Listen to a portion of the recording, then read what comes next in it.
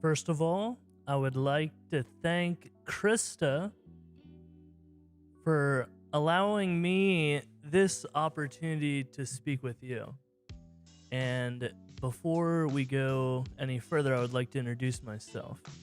I am Anthony Marshall Prugel. I'm a host of the Total Potential podcast. Also own some family real estate that I happen to be building Stonelick Productions in. So if you haven't yet, please definitely check me out and you'll see all of that a little bit later. So let's get on into the presentation before I talk too much. So I got to keep the boss happy. As you can see, myself as a media director, having experience working with local individuals as well as businesses, went all the way from zero to Post Malone within 1 year as the media director for College Beats, as well as worked and did a 30 episode series with the local 101.1 The Wiz, which is a Radio 1 station. A big goal of mine to work with them. So, and as you can see, I've worked with several other groups. Just showing you guys a little bit more about my background and not only the services that I can provide, but also that we own the dirt, right? So we're really able to create a Motown 2.0, somewhere of a development facility. So definitely stay tuned for this. We're not going to be getting too deep into it, but I just want you guys to at least see some of my background and just get an idea for who I am. And I like to tell people, mi casa es tu casa. So as long as we have a relationship, this is a smart studio, co-working space. So definitely we'll talk much more about that.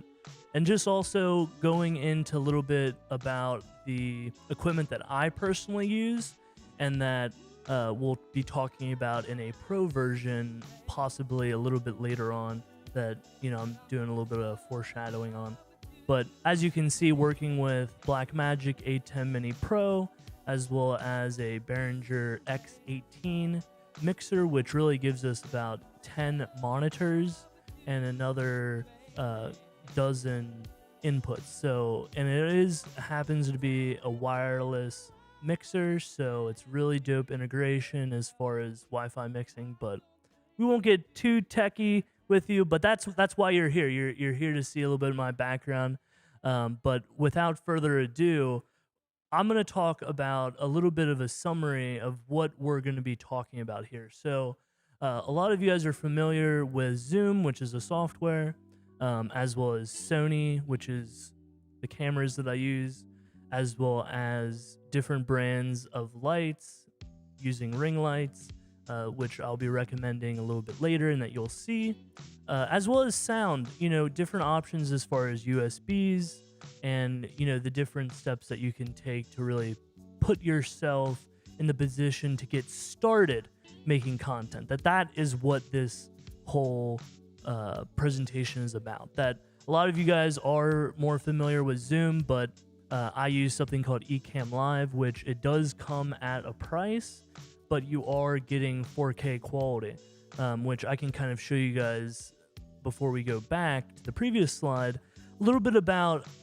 definition and quality and resolution that, you may hear a lot of people say, oh, well, my phone camera is 4K, but in relation to a sensor size, whereas the camera that we're using right now is a Sony a7R II, you're looking at a full frame sensor. So the quality of 4K varies significantly depending on the sensor size.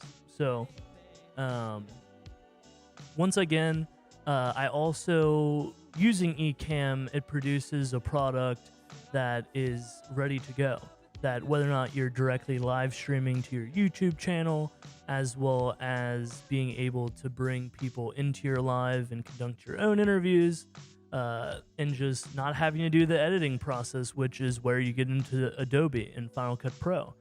Final Cut Pro is an Apple product. It's a one-time fee of $300 versus Adobe, which is a if you want the whole Creative Cloud, which will include Photoshop, Illustrator, different things like that, um, that may be something that you want to consider to purchase if you will be doing more heavy editing. That really puts you in a position to succeed. And also something that is a little bit of an addition. There does seem to be quite a cost on this, but story blocks. To be able to create and develop your own stock footage, which is great for transitions, as well as just having that spark when it comes to illustrations or vectors or your logo or inspiration. That if you're looking to develop your own logo, then you can go on story blocks and then kind of check out within the same category that you're trying to design in. But I digress. This is some of the recommendations that I would make to you as a creator that is starting out, to the first few steps. Now, I have a few options that are under $100 that get you started, right? And if anybody doesn't have the budget, there's also options such as using your own home lights, a free option, a freebie here. That's always something that you can do. Most people have a cell phone. Most people probably have a laptop. So you can get started today. That you don't necessarily need this equipment, but this is just going to be able to improve your business and help you stand out. And just look, and also, if you're also looking better production-wise, that'll come back, to you business-wise as well, at a premium. And we've also got a little bit more pricier option for a bigger light that a lot of people can definitely check out, as well as something that is a bit more of an investment on the higher end here that, like I said, most people may be using their phone, webcam, but something that I'm going to suggest, which it does happen to have a small sensor size, but it does happen to be at least an inch, whereas your phone camera's sensor is, very, very small, that you've got the Sony ZV-1 here. Now, this is specifically for vloggers. As you can see, it has the flip out screen as well as a focus mode, and definitely you want to check out picture profile as well. That we'll be talking about that later on in a more pro segment, but definitely some great settings, and it's all in one, so you don't have to buy a lens, you don't have to buy anything extra.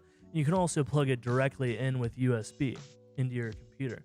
So what you're able to do is use your camera as if it's your webcam. So for that seamless, compatibility, also to not have to deal with batteries, it just really is able to put you in that position. And as you can see from the previous clip with the ring light, you're also getting a tripod built in.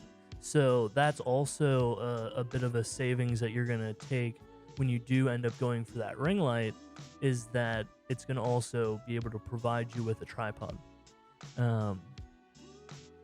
Now, for people that really just want to know how they can take that next step, and maybe they've ran out of house lights, or people are getting complaints that you're stealing everybody's lights every week, invest in some lights. It's going to be the best decision that you ever made besides audio.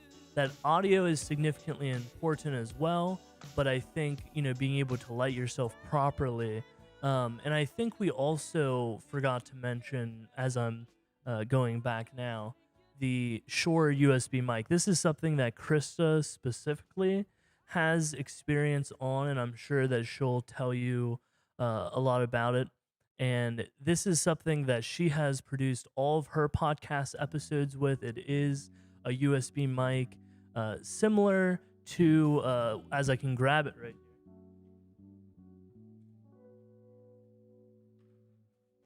the notoriously popular, and we're using a green screen here, so I had this rig, but this is the XLR version of that USB mic up there. Michael Jackson used this mic.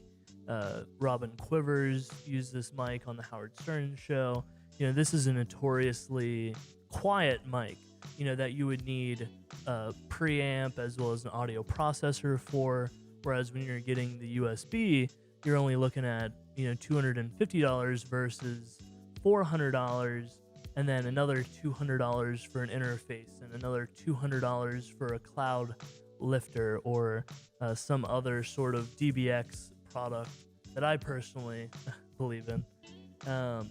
But as we move forward here, I've also included all the links for everybody as well, that you will have access to these slides to refer back to all of this as well. And before I end, I wanted to give a little bit of a lot of people would think that this is common sense, but this is, for a lot of people that are just getting started. And, in my podcast, helping people reach their total potential. And that's really what we're trying to do here. So, troubleshooting.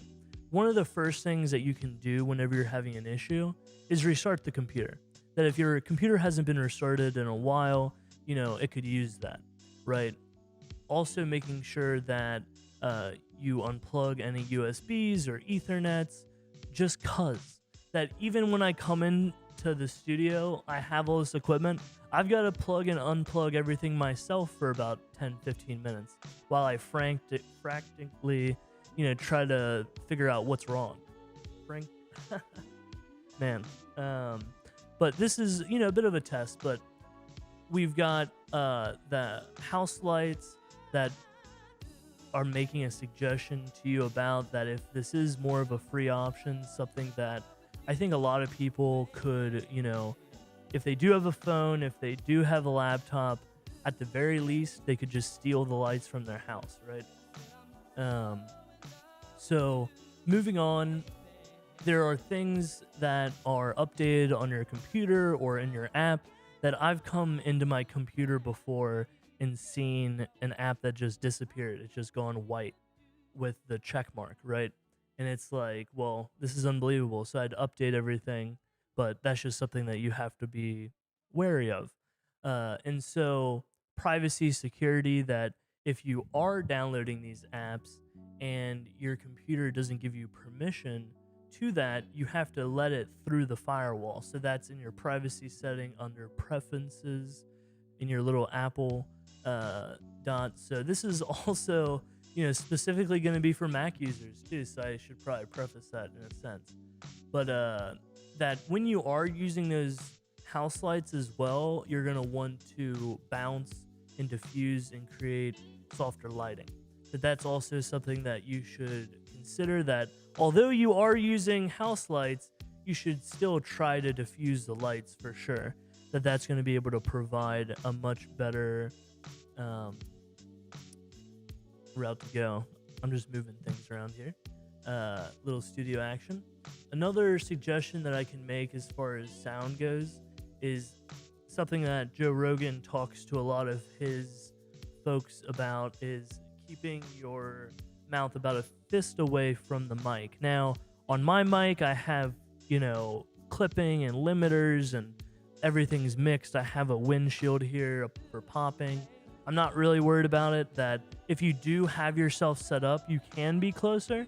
But I think using just good etiquette, try to be about a fist away or so, that you don't want to deal with any popping noises or your voice just being out of control.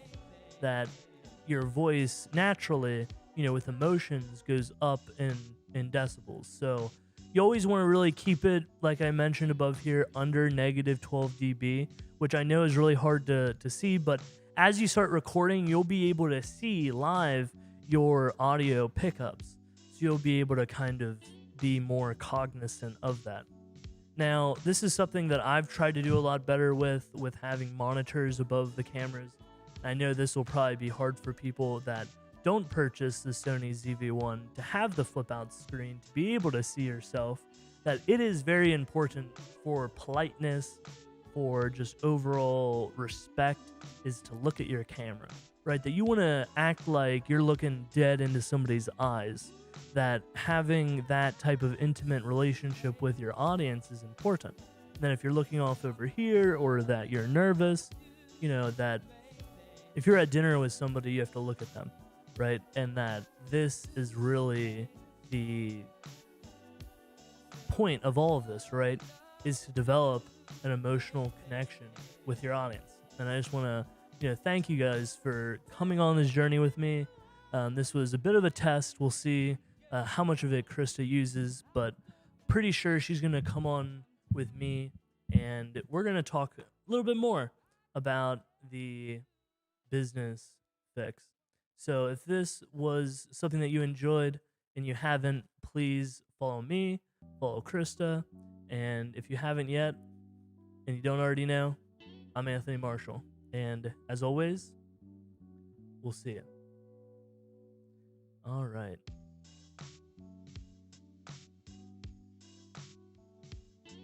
It's going to take a second. Welcome to the behind the scenes here.